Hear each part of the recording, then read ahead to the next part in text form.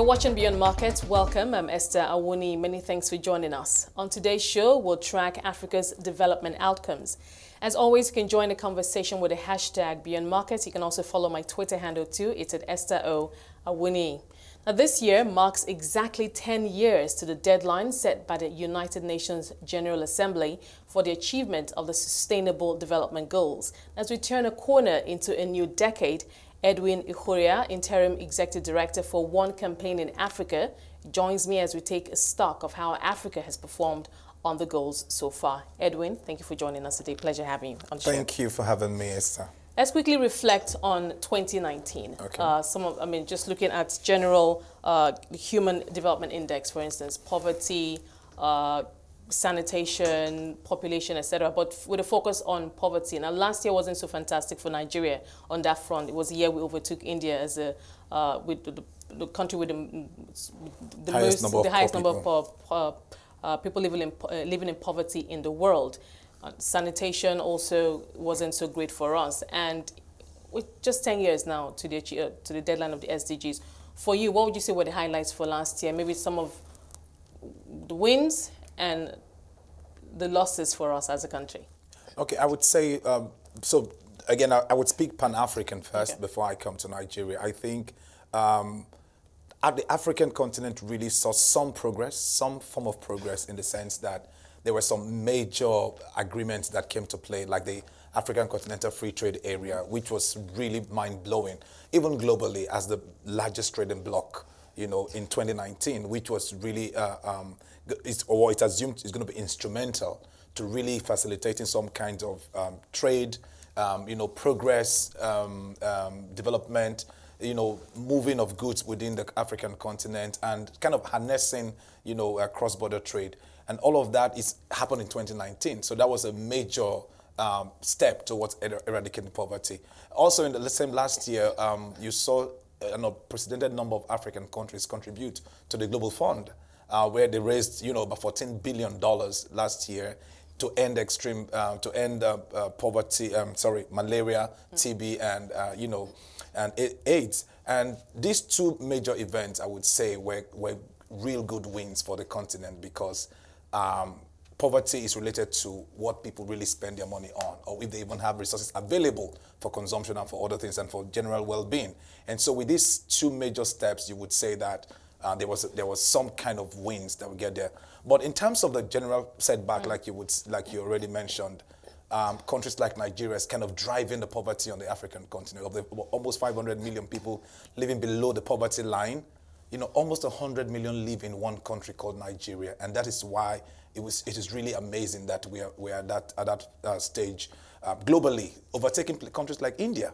And you wouldn't say that like it wasn't great. Nigeria came out of a recession, and there were some other countries in Africa as well, like the DRC, where it is still conflict-driven. So about 80 million people are living below the poverty line in that country. So it is Nigeria one, DRC is the second country in Africa where poverty numbers really skyrocketed in terms of the number of people. But what I would also say is that it's not necessarily because there was no growth. It's also, one, for some cases like in Eastern DRC where a lot of conflict is going on. But in Nigeria, it's also the level of population growth. The population growth is far higher than the growth rate. And the level of unemployment is just astronomical, because opportunities did not really expand with the level at which people are getting into the labor market. So all those issues are drowning out. They are drowning out every kind of progress being made. So that is where Nigeria needs to double its effort to that's what we're improve hearing the opportunities. Now. Experts are saying that not just Nigeria, because if you look across, performance against on the SDGs, it's all uneven. Exactly. Goals and targets, etc. So obviously, Africa needs to redouble efforts. What we're also hearing is that there needs to be, for it to be successful, especially for those who are not doing too well, there needs to be a reassessment, necessary adjustments made, and then strategic partnerships. Of course. And to also domesticate the SDGs. Of course. Make them, integrate them into national and regional plans. True. So that everybody gets that sense that, look, we're doing the same. We should all be on board, as it were. Exactly. So I think one of the two, a fundamental basis for development is data. And this is why we keep promoting this, because we believe that if you don't know who you're planning for, you cannot really effectively plan. If you don't know the number of people. So when the World Poverty Clock, showed that number, it was even amazing to Nigerians themselves that no, it can't be.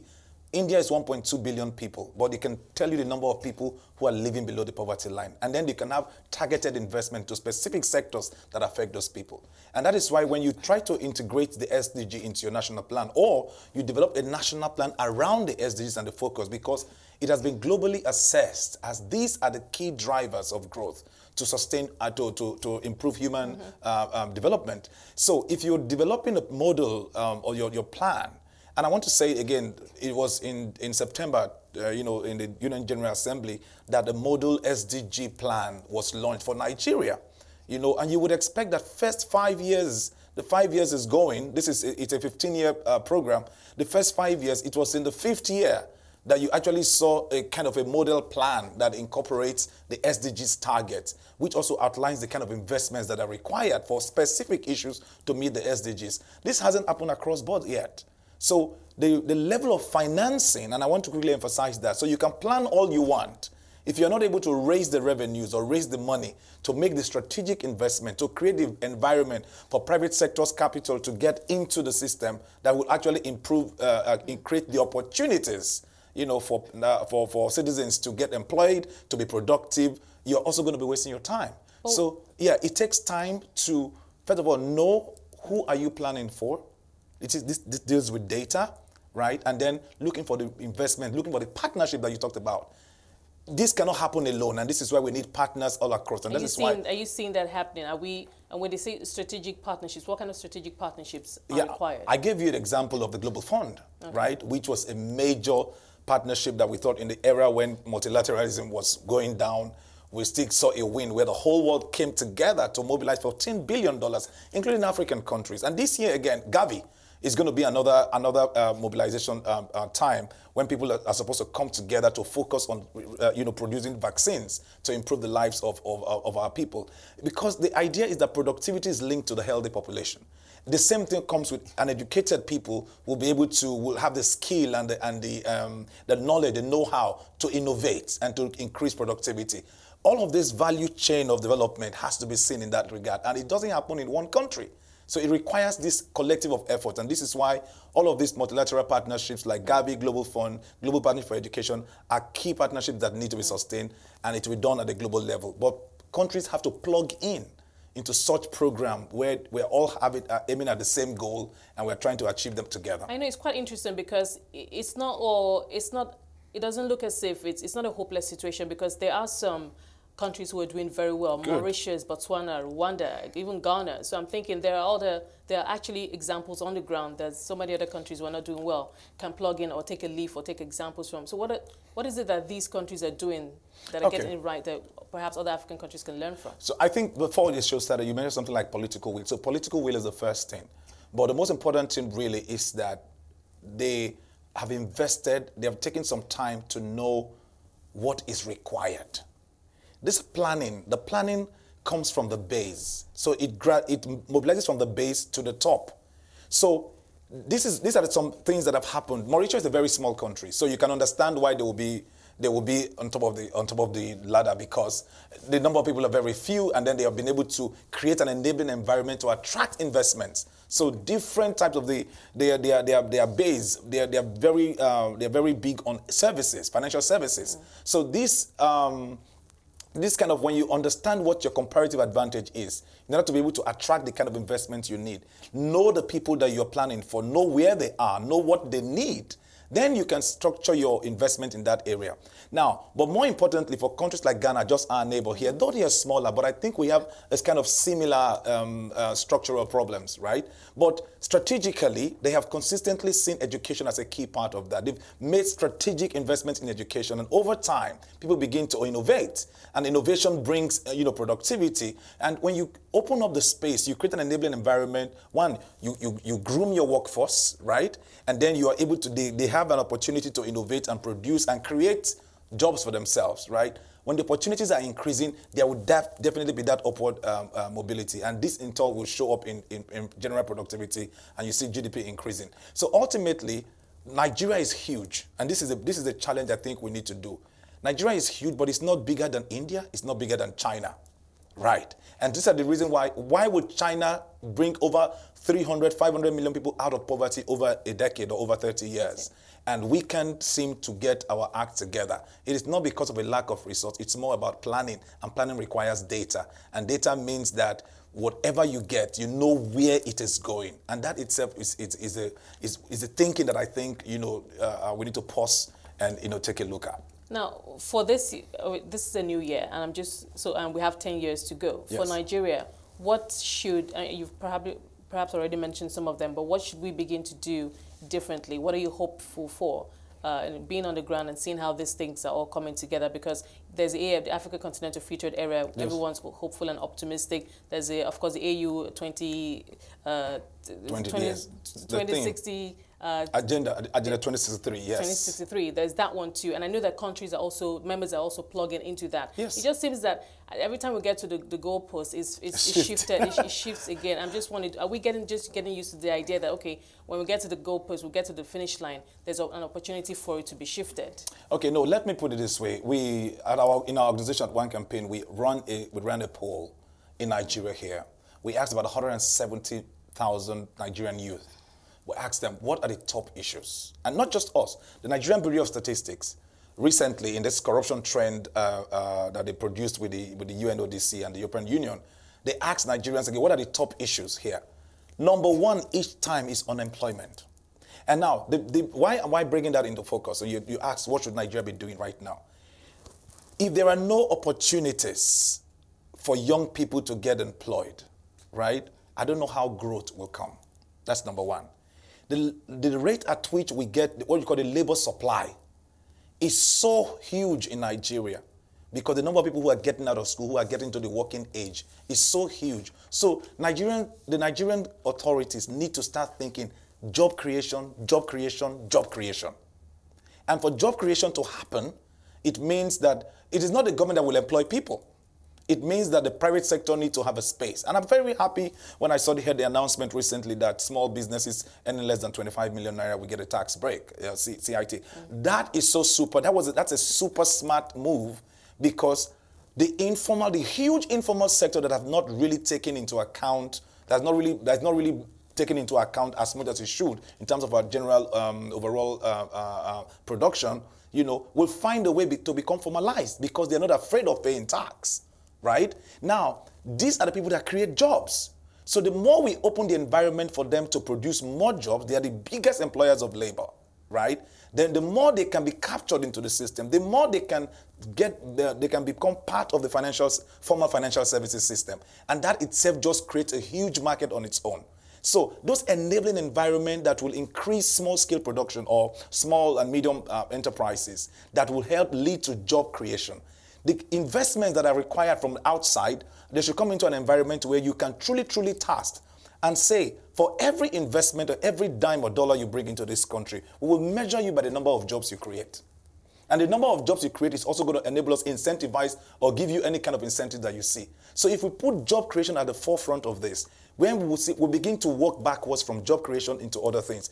It's not like the conversation is not happening, but I think that the vigor with which it should be happening is not strong enough. The momentum is still very slow. And given this no poverty that we are thinking about in 2030, at this rate, we are currently off track. That is the truth. As we continue to track Africa's development outcomes, still with me is Edwin Ikhuoria. He's the Interim Executive Director for One Campaign in Africa. Edwin, thank you for your time so far. Thank you very much. Now, obviously, the African Union, along with other African countries, is also trying to do its best and see how it can galvanize more, bring about more momentum on the continent.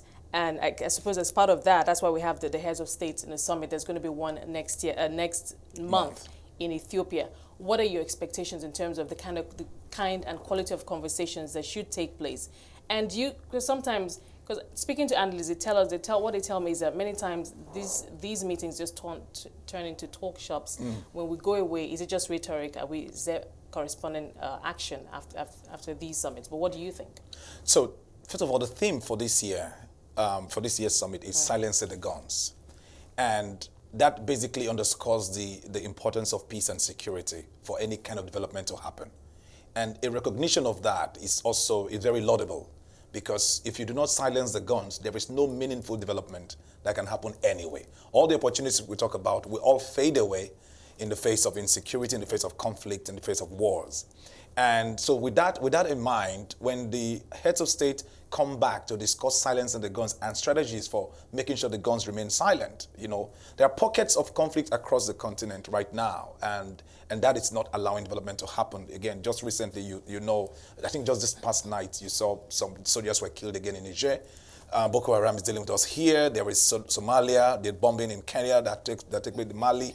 This is all going on South Sudan. So regional stability or instability, as it were. As it were. So because of this, there is no meaningful development, even with all of the agreements you can have, that would happen without silencing the guns. Now, the question is, how do you do that? And it's important for us to bring it here, that the majority of people who are players in this conflict are young people. And young people are they are available to be instruments of conflict. Either one, they are fighting for something, or they are being used to fight for something. And the question again comes back to, you cannot silence the guns when people don't have economic opportunity. When there is no cost, when they think the cost of going to war or fighting or being involved in some form of conflict or fight, right? It's less. The cost is less than because they don't have opportunity, because they're not better engaged anyway. And this is the reason why our own expectation is that the conversation on silencing the guns should be an economic conversation, to say, how do we engage our young people so that they are not available, even when people who have interest are fostering conflict, even when they are being instigated from external sources or internal sources, even when resources are the backbone of these things, or power is the backbone that is driving conflict. The machinery for making conflicts happen, or for the guns to keep on, shooting, or whatever you want to call that, is that the young people are available. And so the question again, that's why we expect it to be an economic question, to say, what opportunities would you create? And the idea here is to bring back a previous theme that they had done in 2017, which was saying harnessing the demographic dividend, because Africa is a youthful population. 60% are under 35. And so this is important for us we hope that conversation this time around will begin to say, you cannot silence the guns if the young people are not engaged. And so it comes back to the whole issue of opportunities for African young people. And that is why we expect that the coming together will bring the conversation to the fore, to say, we need to start thinking of engaging our young people beyond what it is. You see, the thing is, these leaders already know this. Yes. That jobs need to be created. Good. That we're having more youth being poured out into the labor market. Fewer jobs then, obviously, yes, that are available to them. And it's for every individual country to go back and say, okay, what are the opportunities? How can I create opportunities? So coming to the table and coming back to reiterate that point, I'm just wondering, what is the essence? So obviously, it's all about tracking, monitoring. Are we seeing enough of that? Now, when they go and come back, do they say, okay, last time from the last summit, this is the number of jobs, this is how far we've come or gone on the employment front? Good. This is what we expect this conversation to be, so that it's not just another talk shop like you mentioned earlier. They are aware that this needs to happen, true, but each time they bring this theme into focus, it also helps to galvanize action. Again, time, cools off many things. People, all kinds of priorities come along the way, and people get distracted. But each time they come and then put this thing in focus, again, it begins to bring back, okay, what commitment, what processes do we have in place that has been happening, or that is not being monitored, what has distracted our attention? Those kind of conversations can happen, but most significantly, it's about a tracking mechanism, a monitoring mechanism, to say, how do we measure progress towards this? How many countries are there conflicts in terms of that, and what do we specifically need to do to bring those conflicts down, number one. But number two is that, how do we get people engaged, and then how do we track ourselves to make sure that these commitments we make are actually monitored each year. Like I said, 2017 was a year of demographic dividend. Now, each country was supposed to come up with their own plans of engaging the young people, right?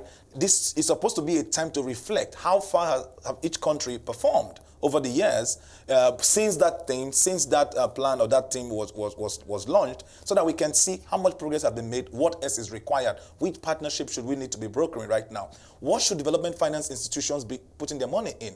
Then they can also ask questions to say, we belong to the World Bank, we belong to African Development Bank, we belong to all kinds of multilateral institutions. They have made certain kinds of commitments. Can we begin to monitor or at least measure their progress by the number of opportunities they create for our young people? If we are partnering with the European Union, for instance, the question is, how do we measure our partnership with the European Union, by the number of jobs and opportunities they create for our young people, if they know that the young people's engagement is the center of any kind of conflict? So these are the kind of questions we hope to see, that we will begin to measure our progress by the opportunities we create for our young people. And again, it's a time to also bring the young people on board. So during that meeting, we're hoping that young people will be brought on board, basically to say, guys, how do we take this thing from where we are? It has been a major issue. How do we do it from your perspective? Because what worked in 2010 may not work in 2020. That's the truth, because of the constant evolution. We're in a global village. Technology is disrupting all kinds of things. So their voices themselves have to be brought on board, so that solutions that are created, mechanisms that are created, also involves them, gets their voice, and then we can all progress together. So it is not just another talk shop. It should not be another talk shop. It should actually be a time to galvanize meaningful action. Do you think the private sector should be doing more? The fourth industrial revolution is already upon us. And for jobs, some experts keep saying that, okay, we keep talking about jobs, creating jobs. We're in a time where entrepreneurship is big.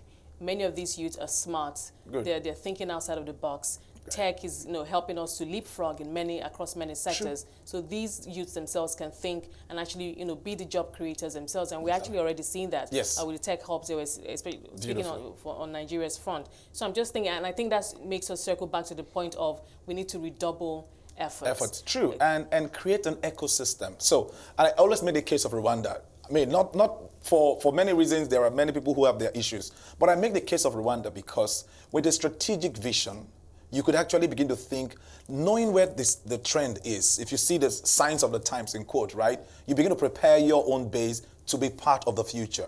And as leaders think about these things, and when I said bringing young people on board, they are the ones that actually know the trend. And they will tell you, we need an ecosystem where we can plug in. We did a report, we did a survey in Nigeria we surveyed about 100 and something tech businesses in Nigeria here. Number one problem, power. There is no power. So for a country to be serious about engaging young people, where the language they speak is tech, right? You need to know that without electricity, you can't do that. Again, that's why I was not surprised when in the 2020 budget, there's a huge allocation to power again. But I think they need to begin to segment this to say, okay, there are some sectors that are high drivers of growth. We should segment our power supply regime to focus maybe sector by sector to say, we should invest in making sure that there are hubs created. Silicon Valley, right?